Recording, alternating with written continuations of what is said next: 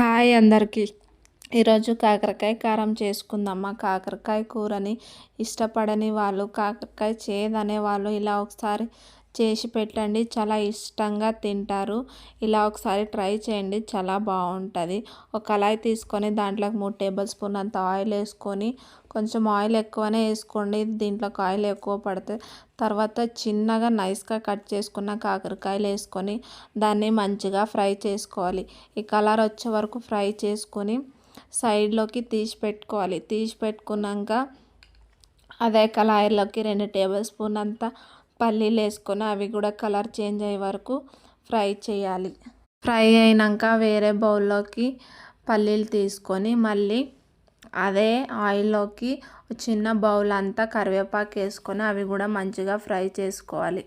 Fry చేసుకున్నాక వేరే బౌల్లోకి తీసి పెట్టుకొని అదే కళాయిలోకి కొన్ని జీలకర్ర వేసుకొని కొంచెం ఫ్రై చేసి ఒక చిన్న సైజు నిమ్మకాయ అంతా చింతపండు వేసుకొని అవి రెండు మంచిగా ఫ్రై చేసుకొని వేరే బౌల్లోకి తీసుకోవాలి. తీసుకున్నాక ఓ మిక్సీ జార్ తీసుకొని ముందే పెట్టుకున్న పల్లీలు, కరివేపాకు, చింతపండు, జీలకర్ర వేసుకొని 7 ఎల్లిపాయలు వేసుకొని మళ్ళీ రుచికి సరిపడంత ఉప్పు, 2 టేబుల్ స్పూన్ల కారం, కొంచెం పసుపు వేసుకొని మిక్సీ పట్టుకోవాలి. నైస్గా పట్టుకోకూడదు, మామూలుగానే పట్టుకోవాలి. తర్వాత ముందే పెట్టుకున్న కాకరకాయలు వేసుకొని దాన్ని కొంచెం మిక్సీ పట్టుకొని ఇలా వచ్చే వరకు మిక్సీ పెట్టుకుంటే కాకరకాయ కారం రెడీ అయిపోతుంది.